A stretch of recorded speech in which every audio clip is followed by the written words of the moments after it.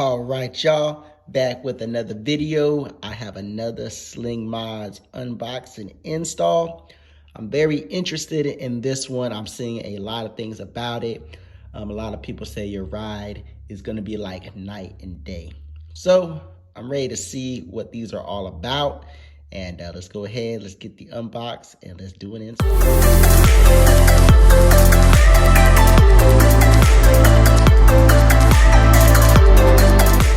Right, so here we go.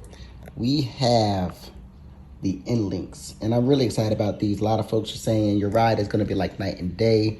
It gives you more control, more stability, makes you feel more planted, less of a squirrely feeling when riding down the interstate at 70 plus miles an hour, just more control over the bike. So I guess we're gonna find out because I'm gonna install these today. Hopefully it's not gonna be too hard. I'm gonna try to walk through this process the best I can. This is my first time doing it. And yeah, so what is the worst that can happen? So as far as what comes in the box, you do get, of course, your Sling Mod sticker. You get your instructions. You got the Endlinks, and you got all your bolts and washers. So pretty straightforward. It's just getting into it and taking the bike apart. That's going to kind of be the challenging part about this. These are the Spyder, let's see, what does it say? These are the Spyder Extra bolts. There's the Baja Ronds. I hear that these are actually going to be a little bit stiffer, give you like the most control and, you know, the most stiffest ride, most planted ride, all of that. So I've heard these are supposed to be like the really sporty ones. So I went ahead and got them. You know, you just don't really know until you try. So I bought them. It's either these or the Baja, same price pretty much. So I bought these, and we're just gonna really see if we feel any type of difference. All right, y'all, so what you're really gonna need is a 10mm socket wrench and a 10mm wrench. I got a ratchet wrench, which makes it a whole lot easier. As you can see, this is how I got my socket wrench set up. I do have the A-arm protectors, so those kind of get in the way. If you don't have the AR protectors, it's a whole lot simpler. But with the AR protectors, they kind of get in the way a little bit, but this actually worked out really well. So all I'm doing is ratcheting it off. I'll get the bottom, then I'll start with the top, and then I'll go ahead and replace it with the next one. All right, so here is the difference between the two. I do like how Spyder Extras, they kind of made it resemble, so it looks pretty cool. Looks like it's the same thing. I did notice these do move actually pretty good. These balls on the inside, they do move pretty good, but it is a little bit stiffer than these. I'm gonna try to show you. So I'm gonna try to set the camera up so I can kind of show you what it looks like, the difference between the two. So here's the OEM. See, I gotta put a lot of force in there. It doesn't move around really freely, but it does move. It actually moves a lot more than I thought. Now here's the Spyder Extra. Look at that. No resistance at all. Moves really freely, really well. So that's the difference. So hopefully that'll translate to a really good difference on the road. So let's try to get it installed. The hard part, I think that's gonna be the hard part because you have to put a washer here and here. You're gonna have to slide it in and then bolt it back down. So let's give it a shot. So I'm gonna show you guys real quick how this is supposed to work, how you're gonna put it in. So you have to decide whether you want to do it with the letters facing up or down.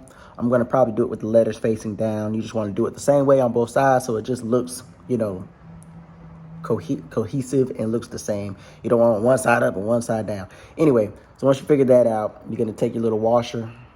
You're going to do one on each side. Here's your other one.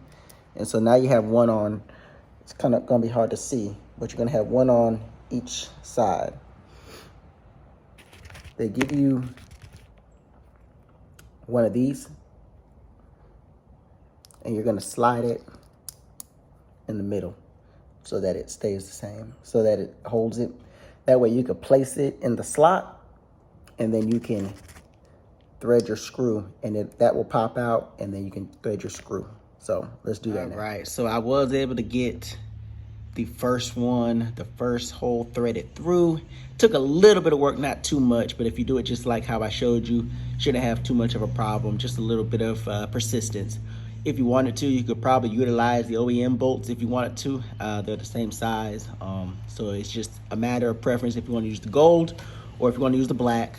But I went on ahead and used the gold since that's what they gave me, and I'll save those old bolts for something else at a later time. Anyway, so I'm gonna go ahead, finish up getting the neck side or the top side done, and then I'm gonna move over to the neck side, and hopefully we'll be about done. All right, y'all, so I got both sides bolted, screwed in. I just need to bolt them down. So that's the left side.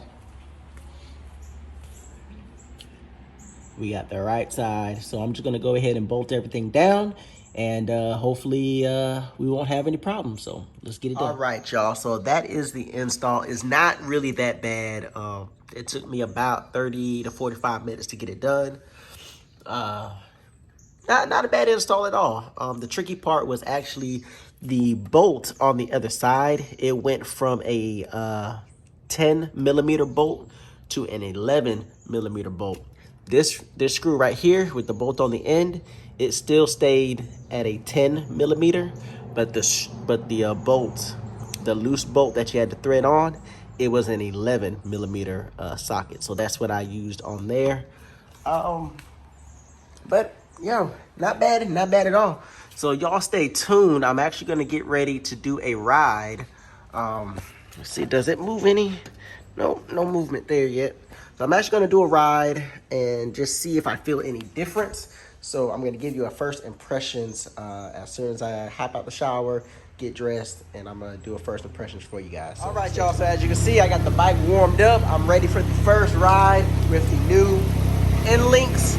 Let's see if we get a night and day difference. A lot of folks are saying this is night and day. We also get a lot of folks that say they don't feel any difference. So I'm gonna do the best that I can. I don't have a GoPro or anything like that. So I'm just gonna give you what I feel and my initial thoughts. So let's go ahead, let's jump into it. All right, y'all, so as you see, it started to rain on me during the ride. But I just wanna give you this first piece of information, just the first impressions of it. I'll have another review on this. Hopefully I can get some recording, some video on the actual ride. I don't really have any cameras for that right now, but to kind of give you my first impressions on it, I think it's worth the money. I don't want to say it's a night and day difference, but the way it seemed like the bike handled the bumps, it just seems like it handled it so much better. It's kind of weird. And to think that these little things right here would really make that much of a difference, in my opinion, that's wild. I don't even understand. That is crazy. So I'm really digging them so far. Definitely worth the money so far. First impressions, gotta have them. So for now, y'all, that's gonna be it. Hope you enjoyed the video. Hopefully I'll have another review on those soon. But for now, that's gonna be it. Y'all know what to do. Like, share, subscribe, comment. Ryker fam, where you at? Stand up, tap in.